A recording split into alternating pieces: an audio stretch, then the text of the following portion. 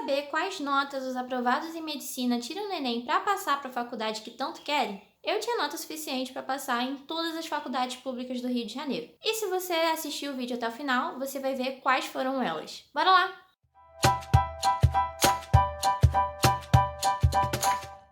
Fala, bonitos! Se vocês não me conhecem, eu sou a Bia. Eu tenho uma conta no Instagram onde eu conto um pouquinho da minha rotina na faculdade, dou dicas de estudo, de produtividade e também dou uns insights para o pessoal que vai fazer vestibular, e também criei esse canal para compartilhar um pouco dessas dicas.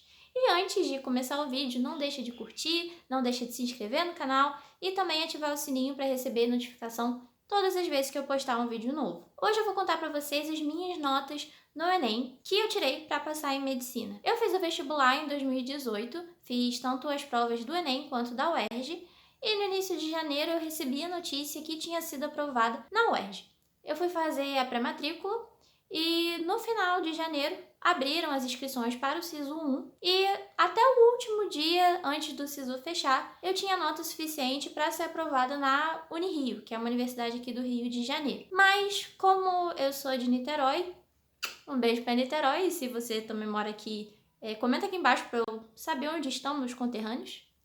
Eu decidi ficar na lista de espera da UF, que para mim era mais jogo. Decidi entre o UERJ e UF do que entre o UERJ e Unirio. Eu não fui chamada na lista de espera do SISU 1 para UF, mas eu já tinha começado o meu primeiro período na UERJ e fiquei lá até o meio do ano, quando abriram as inscrições para o SISU 2. No SISU 2 a história foi um pouquinho diferente, porque até o último dia eu tinha uma nota para todas as faculdades do Rio bem acima da nota de corte. Então eu podia escolher se eu queria ir para a Unirio, se eu queria ir para a UF, para a UFRJ, tanto no Rio quanto em Macaé. Eu fiquei um pouco na dúvida, mas acabou que no final eu acabei escolhendo a UF, porque novamente era mais jogo para mim. Decidi entre a UERJ e a UF do que entre a UERJ e outras universidades do Rio de Janeiro. Depois de pesquisar, conversar com alunos, professores e profissionais formados nas duas faculdades, eu acabei decidindo por continuar na UERJ e hoje, em 2020, eu tô no meu terceiro período. Então, essa era a minha história nesse mundo de vestibular.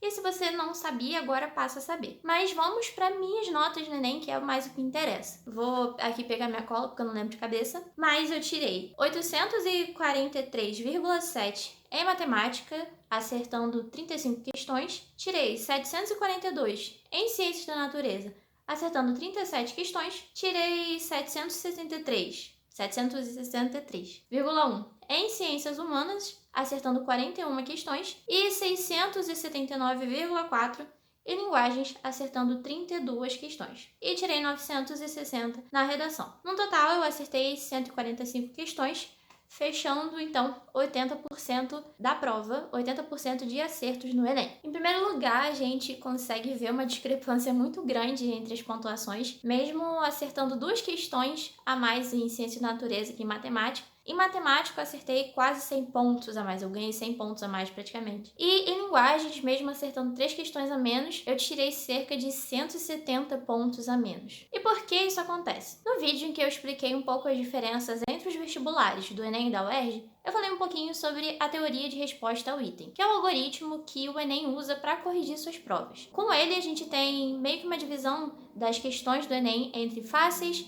médias e difíceis. E de acordo com a quantidade desses tipos de questões que você acerta, o Enem consegue calcular mais ou menos a probabilidade de você ter acertado porque você sabia ou porque você chutou ou colou eventualmente. Se ele chega à conclusão de que você fez uma das duas últimas coisas que eu falei, você ganha menos pontos. Mas se você acertou porque sabia, você ganha uma pontuação mais alta por determinada questão. E além disso, quando muitas pessoas acertam uma boa quantidade de questões de determinadas áreas, a média dessas áreas abaixa um pouco. Como, por exemplo, em linguagens. É muito comum as pessoas acertarem mais de 25, 30 questões em linguagens. Então, se você tira um pouco acima dessa média, um pouco abaixo dessa média, sua nota não vai oscilar muito. E diferentemente acontece com áreas mais difíceis, como, por exemplo, matemática, em que as pessoas não acertam muitas questões. É bem mais difícil você ver pessoas que acertam mais que 25, mais que 30 questões. Então, se você acerta acima dessa média, sua nota aumenta muito. E é por isso que a gente vê essa discrepância tão grande entre as notas. Para eu ter um resultado tão bom no Enem como eu reconheço que eu tive, desde quando eu comecei a estudar, comecei a fazer meus simulados, eu coloquei como meta tentar acertar pelo menos 80% da prova. Porque as pessoas que eu conhecia que tinham passado tinham acertado mais ou menos nessa faixa, mesmo antes de começar a pesquisar sobre notas de corte, sobre aprovados, eu pensei, eu tenho que acertar pelo menos isso aqui para ficar confortável e tentar passar. Claro que a prova oscila com o passar dos anos, seja na apresentação das questões, seja adicionando ou tirando conteúdos a serem cobrados, mas no geral, depois que eu sentei realmente, comecei a pesquisar sobre índice de aprovados, relação candidato-vaga, notas de corte, eu percebi que as pessoas que passavam, elas tinham, em média, 75% a 85% de acertos no Enem. Então, para chegar no meio termo, eu coloquei como meta, que eu já tinha mais ou menos, era acertar 80%. Eu sempre fiz muitos simulados e busquei consolidar ao máximo a minha base em todas as áreas cobradas no Enem. Principalmente para acertar a maior quantidade de questões fáceis que eu conseguia e assim poder potencializar os meus acertos e a minha pontuação. Uma vez que eu fui praticando cada vez mais, eu passei a identificar os diferentes tipos de questão e as questões que eu sabia fazer com maior facilidade, eu sabia acelerar e deixar mais tempo para resolver as questões mais difíceis no final.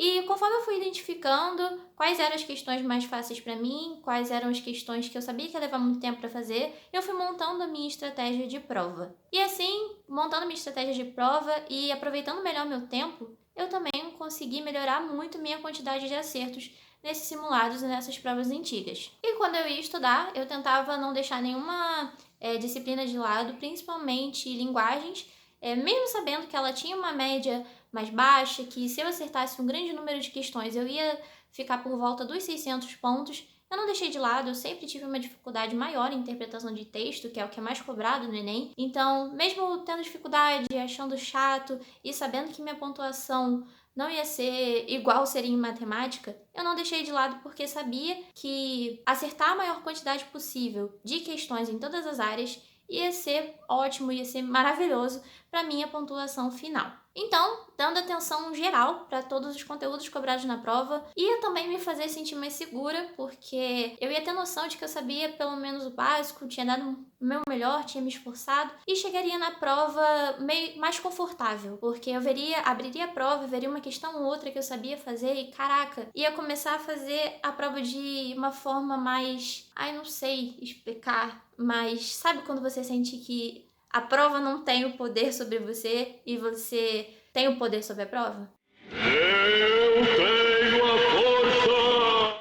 Quando você busca fazer questões, busca fazer simulados e desenvolve sua estratégia de prova, você começa a sentir isso. E foi assim que eu consegui os meus 80% de acertos na prova do Enem e consegui minha aprovação para medicina. Se você gostou desse vídeo, não deixe de compartilhar com aquele amigo que quer prestar vestibular para medicina, tá perto do Enem, mas ainda não desenvolveu estratégia de prova, tá preocupado com onde estudar, onde dar prioridade.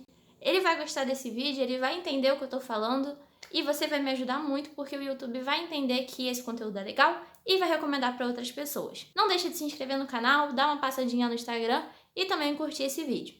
Vejo vocês no próximo. Beijos!